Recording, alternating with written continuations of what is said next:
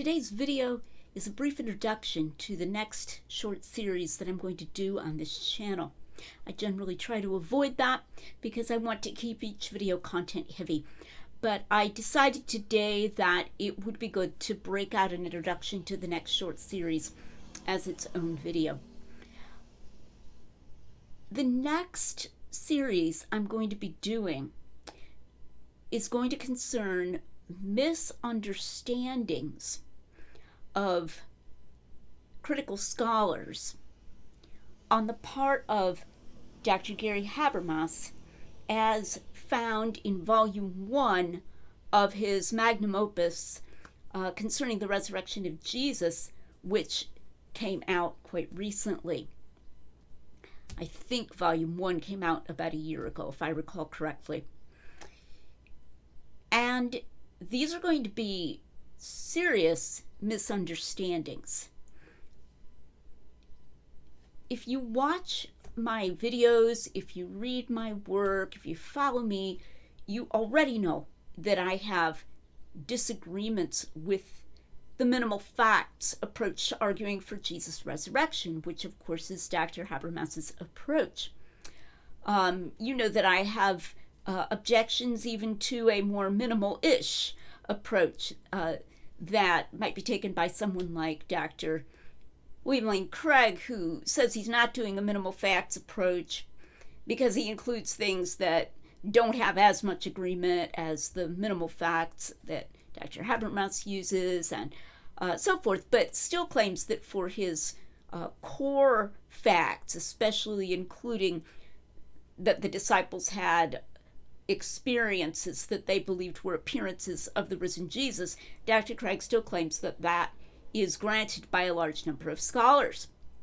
And my biggest objection here concerns the vagueness of that proposition, that they had some kind of experiences or other that they believed were experiences of the risen Jesus, without defending the idea that they at least claimed to have the experiences that we find described in the Gospels, where they're able to touch him, they're all seeing him at once, and he eats and that kind of thing, that was at least their claim. If you watch my recent dialogue with Philip Goff on Capturing Christianity, Cameron Bertuzzi's show, you saw how important it was in arguing for the bodily resurrection of Jesus as opposed to some other thing. He rose as some form of energy. That's Dr. Goff's phrase. How important it is to use the idea that they at least claimed these details that we find in the Gospels. So that's where my biggest criticisms have come of the minimal facts.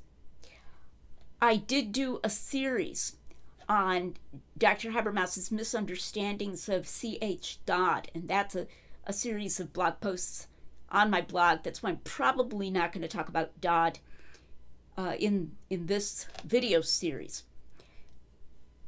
What this video series will be about will be more similar to that discussion of Dodd, because it's a separate line of concern and line of critique of Dr. Habermas's minimal facts argument concerning how well or how poorly he is interpreting these critical scholars whom he's summarizing and then counting up and attributing certain positions to, and then telling us, yes, 90% or 91% or 75% or more than 75% or most, etc., of scholars across the critical spectrum believe X.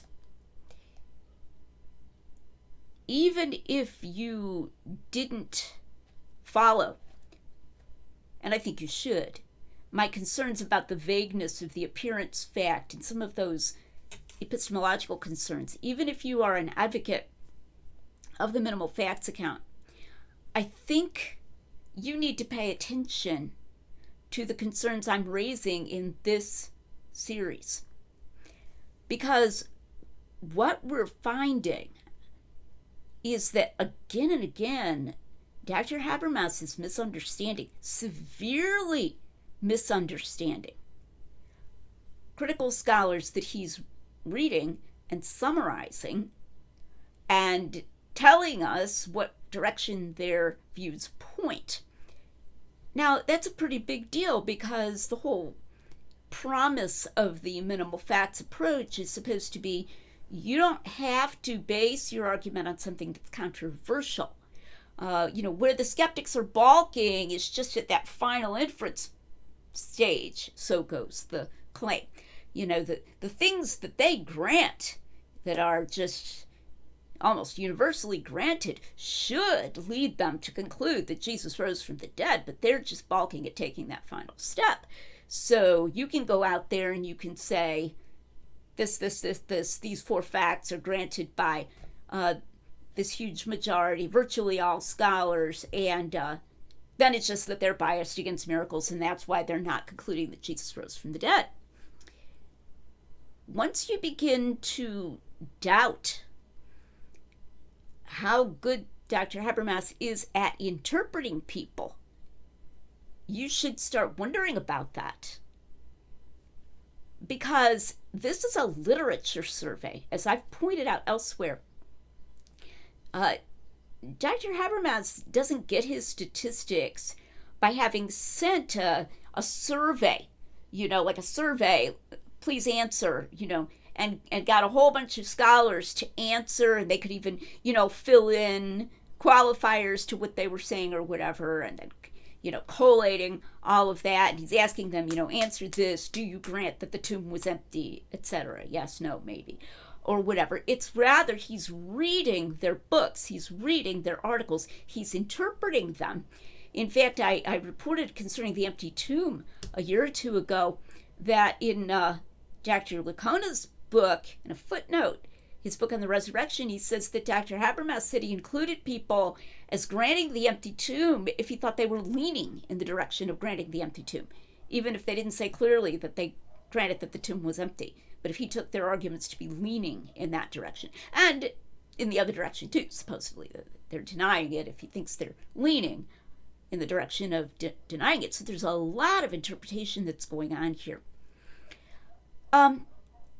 I'm calling this video a bad tone warning. And I mean this pretty seriously. If you're going to just get angry because I'm saying that Dr. Habermas is very seriously misinterpreting certain scholars, and that's all that's going to happen, you're just going to get mad. And you're not open to thinking, wow, maybe there is some kind of a problem here, don't bother watching. Because, and I hate to say that, I'd like to say, please watch, please consider. But if you've already decided where you are, and all that's going to happen is you're just going to get infuriated that someone like Lydia McGrew is standing up and saying, wow, we have some major misunderstandings here. Dr. Habermas is not doing a good job summarizing this person and this person and this person. How dare she? And that's all that your reaction's going to be. What's the point then? I think that Christians need to be very careful because we have a tendency to have a too big to fail problem or a sunk cost fallacy. We've invested so much in this scholar. We've invested so much in this person's method. We've done so much with this, and our whole sort of identity as apologetics people is bound up in this method that we cannot bring ourselves to admit that he could have a serious scholarly problem. But you have to be open to that possibility, because what if it's really true? Okay, nothing should be too big to fail. And the fact that you've invested a lot in something is not in itself an argument that it's got to be right. So I'm going to be using terms like the following in this series. Serious error, very serious error, perhaps egregious error. I might even use some cognate of careless or carelessness. Now, that's the kind of thing that gets me in trouble for a bad tone. And it took me a while to realize this when I started doing New Testament. When I think of a bad tone, I think of the kinds of, crudities that you get on Twitter, or just absolute, sneers and, personal low blows and blah, blah, blah. And I knew I wasn't doing anything like that. But then when people started giving examples of my, over-the-top rhetoric and language and bad tone, okay.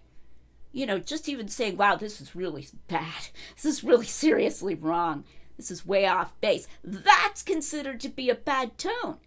Well, at that point, if we ban that because it's a bad tone, then we're banning certain thoughts as well, like important thoughts. Like there might be a really bad problem here. And that's not good to block those thoughts. Okay? One thing I'm not going to be doing is accusing or suggesting that Dr. Habermas is deceptive. I don't think he is. Right now, I don't think he is. I mean, in years to come, I suppose I could change my mind about that, but I haven't. Even over all the time that I've been criticizing the minimal facts approach, I don't think that he's deceptive. There are other Christian scholars that I think are deceptive. I think Craig Evans is deceptive, okay? And I'm not ashamed to say that, and I've documented that. But I don't think Dr. Habermas is deceptive. I think these mistakes are what we might call sincere mistakes. But there's a problem there if you are shying away from any kind of strong criticism, because sometimes deception and carefulness are in an inverse relationship, okay? And the more you insist that this person is not deceptive and you sort of push down on that side of the teeter-totter, okay, no, he's not, he really believes what he's saying, the more the other side of the teeter-totter rises, the carelessness side of the teeter-totter. And vice versa. The more you say, no, this guy, he knew what he was doing. He had to know. He has to know what he's doing. Okay? And you insist, that he's not just being careless, all right? Then the more the deceptiveness side of the teeter-totter rises. You see? Okay? So to the extent that I insist, no, these are, sincere errors. So, he doesn't realize that he's summarizing this person badly, or he doesn't realize that in this citation, the scholar is saying something completely different from what he appears to be citing him as saying.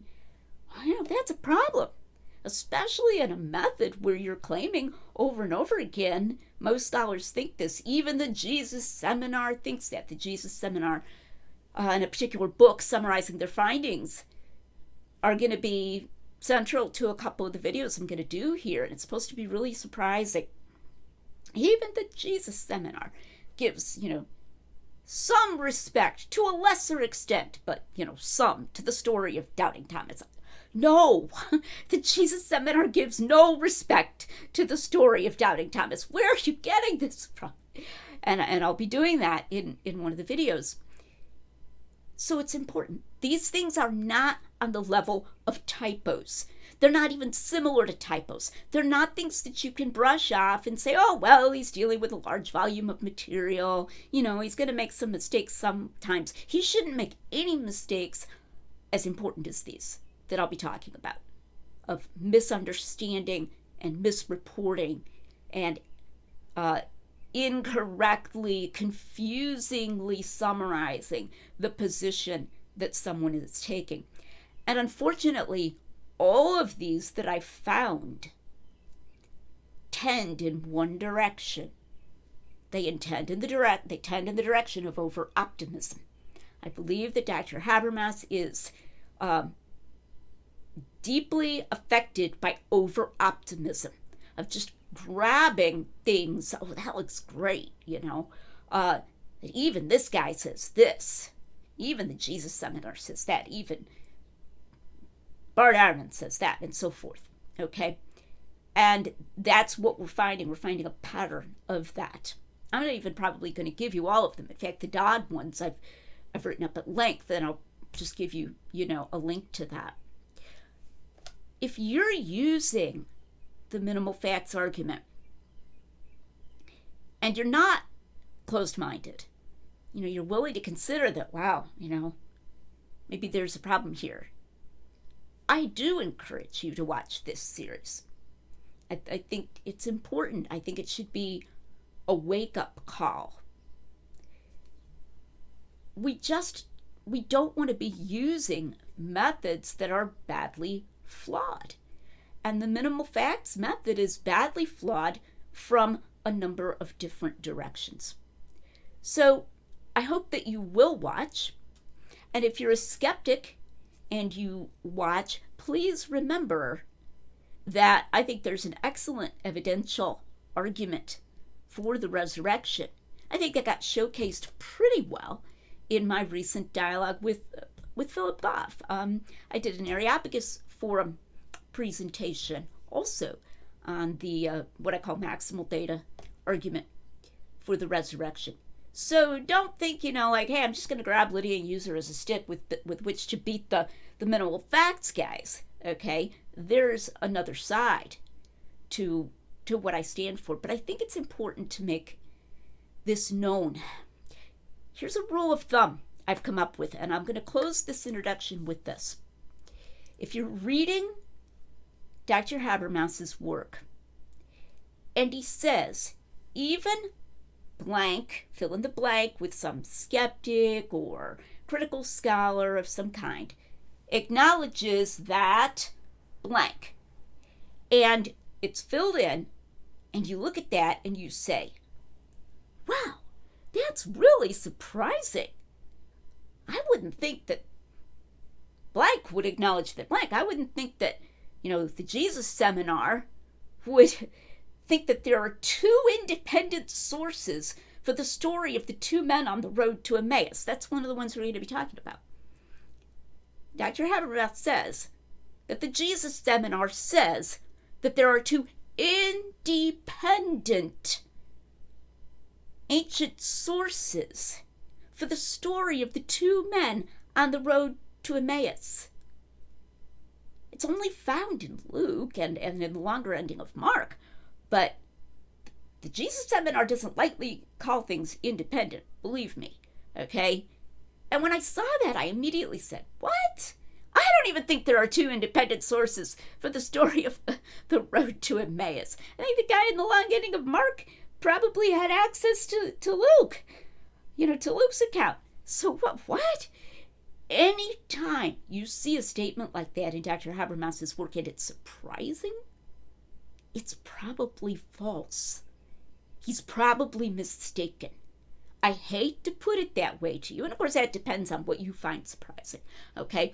But I have yet to find any statement in Dr. Habermas's work, even blank concedes that blank, that he's excited about, wow, even blank concedes that blank, that I find surprising. Really? Wow, didn't know that. That turns out to be true. Because he has this problem with over-optimism. And so when you go and investigate them and you read the context, you're like, that amounts to way less than I thought by reading that sentence in his summary. So that's going to be the warning that I'm going to leave you with after I do several of these as a sample. I'm not going to do a 13-part series. After this introduction, it may only be 3 or 4. And I'm also planning at the other end to talk some about this very important issue of independence in a way that maybe will be a little less offensive to people, maybe get a little bit away from talking about Dr. Habermas and into the epistemological principles there, which are important, and where I think that analyzing in a little more depth what the Jesus Seminar actually says can be rewarding and instructive. So you can look forward to that down the line. But for the first part, and the part that I would call this short series on Dr. Habermas's Misunderstandings, I'm going to try to stick with things that are a little more punchy, things where I can read what he says and read what the other person says and just see that they don't match up, unfortunately. That's my introduction. That's my bad tone warning. I hope it's interested you, and I hope that I get some open-minded viewers who will watch this and will profit from this, because that's the reason for doing this. The reason for doing this is not to score points. The reason for doing this is to help the body of Christ, and sometimes, and to help people who are seeking the truth, non-Christians who are seeking the truth, so that they will be given a method that isn't going to crumble under them. And sometimes, as in medical contexts, helping it's painful. Something that helps is painful. Medicine has side effects, or some kind of medication you have to put on a wound. It stings, and that's just the way it is. But that is my heart, and that is my motive. So I hope you'll come back next time to watch this beginning of this series on the Lydia McGrew channel, where we're making common sense rigorous.